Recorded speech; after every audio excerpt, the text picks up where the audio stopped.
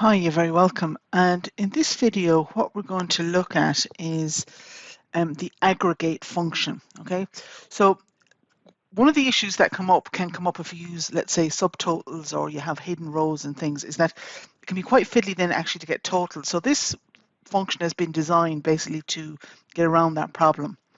So what I have here is a list of all the different functions you can use with aggregate, and these are the options to kind of sort of plug into it. So if I click here and I go equals aggregate, double click. And what I want to do is I want to begin by calculating the sum of sales, which is going to be from my orders data down here. And I want to ignore hidden rows. So let me just escape here for a second, go to the orders.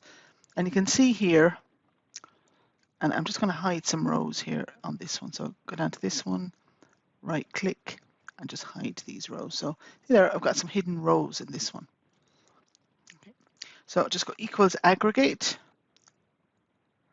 bracket, and I want to begin by using the sum, so I choose 9 from the drop down. I don't know why I picked 9 instead of 1, but that's one of the mysteries of life.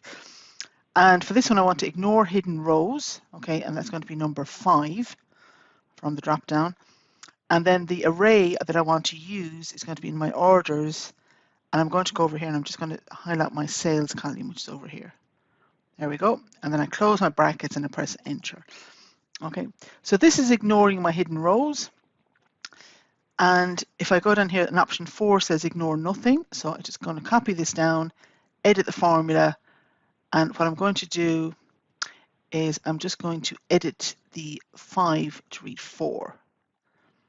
And then I click OK. All right. Now you can see there, it is just a little bit, see there is a difference in it. Now I'm going to use the same thing here with count. So for cities equals aggregate. And again, I'm just going to choose my count. And because cities are kind of text, I'm going to actually use count A, which is 3, which is over here. And I want to ignore hidden rows again. So I'm going to choose 5. And then I'm going to go down to my orders. And I'm going to highlight my cities column, which is over here. Close my brackets and press enter. That one. Now, if I ignore nothing, so again, just drag it down, this one, and I'm just going to change the ignore nothing, which is number 4. So I can just go through the formula and change that to 4. Okay, so see there, it gives you more in it altogether. Now we're just going to look a little bit at the subtotals here. So I'm going to go to orders, and what I'm going to do is add on my subtotals for profit, let's say, and I'm going to have it, let's say, sum of profit. All right, and I've just changed that now then to, let's say, just to have it subtotal by country. So go here to orders, click into my country, I want to subtotal by that. I just go A to Z, and you need to do that first before you're doing any subtotaling. Okay, otherwise, for example, I've got all my Afghanistans here together, but if I didn't, and I just had subtotal by country, I could have, a total for Afghanistan in one bit and then another bit and so on. So that's the first thing you need to do, is just put all these together.